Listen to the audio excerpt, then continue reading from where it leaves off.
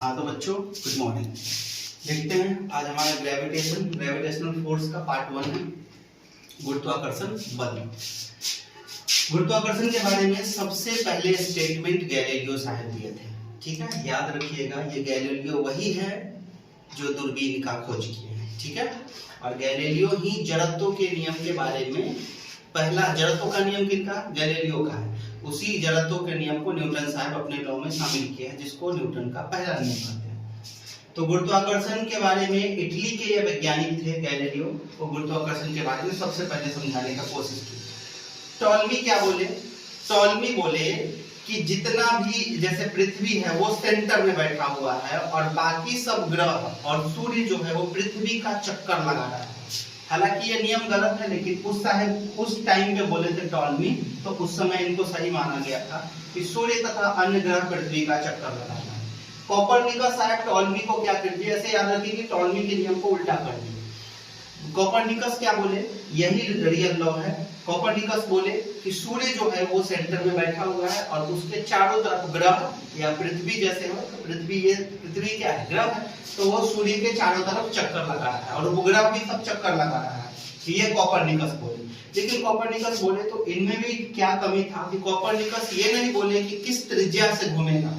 ठीक है, कितना त्रिज्या बना के पृथ्वी घूमेगा, कितना त्रिज्या बना के बृहस्पति घूमेगा, कितना त्रिज्या बना के मंगल घूमेगा, ये सब चीज ये कोपरनिकस नहीं बोले। लेकिन ये जरूर बोले कि सेंटर में जो है वो सन है, यानी सूर्य है और उसके चारों तरफ पृथ्वी घूम रहा है, ग्रह घूम रहा है। अब आते हैं केपलर का नियम। तो केपलर, जोहान्स केपलर साहब का 3 नियम है। याद रखेंगे, ग्रहों के गति के लिए केपलर साहब का कितना नियम है? 3 नियम है। 3 नियम केपलर साहब दिए। फर्स्ट नियम, सेकंड नियम और थर्ड नियम। पहला नियम क्या कहता है? पहला नियम ये कहता है, क्योंकि अब देखिए पता चल चुका है कोपरनिकस के अनुसार कि जो सूर्य है वो सेंटर में है, तो केपलर साहब उसका यूज किए कि सन जो है, सूर्य जो है वो सेंटर में है। ठीक है, हालांकि सेंटर में नहीं होता, इसमें आपको पता होना चाहिए कि इसमें 2 फोकस होता है, इलिप्स है, ये परवलय है, तो 2 फोकस। छोड़िए, उतना आपको ध्यान नहीं रखना है, बस ये याद रखिए कि पृथ्वी बीच में है। ठीक है, और उसके चारों तरफ ग्रह घूमेगा।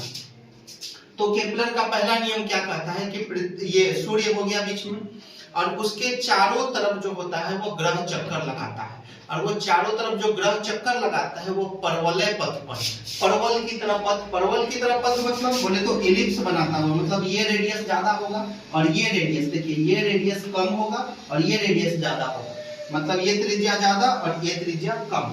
इसको कौन सा पथ बोलते हैं? परवलय पथ। ये रहा सन, सूर्य, और ये ग्रह सब देखिए ऐसे गति कर रहा है, ऐसे होते हुए गति करेगा। तो पहला नियम केपलर का ये कहता है कि बीच में सूर्य है और उसके चारों तरफ जो ग्रह है, ठीक है, वो चक्कर लगा रहा है। मान लेते हैं आप ये पृथ्वी ही है, उसके चारों तरफ चक्कर लगा रहा है। कौन से पथ पर? परवलय पथ पर। दूसरा नियम ये कहता है, दूसरा नियम केपलर का दूसरा नियम ये था कि एक समान समय में एक समान क्षेत्रफल तय होता है। अब यहाँ पे देखिए फोटो, वो ज्यादा वहां पे हम क्लियर बनाए हैं, ये आपको ज्यादा समझ आएगा। देखिए मान के चलते हैं कि यहाँ से यहाँ तक जाने में कुछ समय लगा, t समय लगा, तो t समय में ये देखो यहाँ से यहाँ गया, लेकिन उतना ही t समय में ये यहाँ से यहाँ आया है, मतलब ये लग रहा है ये आपको ज्यादा है डिस्टेंस, और ये डिस्टेंस क्या है? कम, बिल्कुल। लेकिन ये एरिया देखेंगे, ये एरिया क्या है? ज्यादा है। ठीक है, ये एरिया दोनों क्या हो जाएगा? बराबर हो जाएगा। यानी कहने का मतलब ये है कि एक समान समय में एक समान क्षेत्रफल होगा। जैसे ये डिस्टेंस तो कम है इसके कंपेयर में, ये ज्यादा है, ये वाला कम है, लेकिन क्षेत्रफल मिलाइए, ये दोनों क्षेत्रफल क्या हो जाएगा? बराबर हो जाएगा। यानी एक समान समय में एक समान क्षेत्रफल तय होगा। ये केपलर का कौन सा नियम है? दूसरा नियम है। पहला नियम ये बताया बस कि परवलय पथ पर घूमेगा। दूसरा नियम ये कि एक समान समय में एक समान क्षेत्रफल तय होगा। तीसरा नियम ये कहता है कि जो समय का वर्ग होता है, ठीक है, ये घूमने में जो समय लग रहा है, तो समय का जो वर्ग होता है वो परवलय की रेडियस के घन के समानुपाती होगा। लगा हुआ जो समय है वो समय का जो स्क्वायर है वो घन के, ठीक है, यानी त्रिज्या के घन के क्या है? समानुपाती।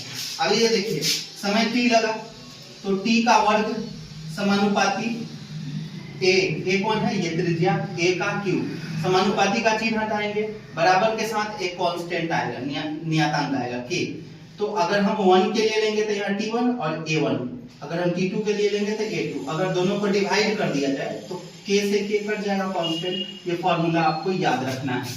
ये है केपलर का तीसरा रूल। क्लियर? ठीक है, तो ये हमारा फर्स्ट पार्ट था, इसको फिर से देखिए, वीडियो समझिए। ठीक है।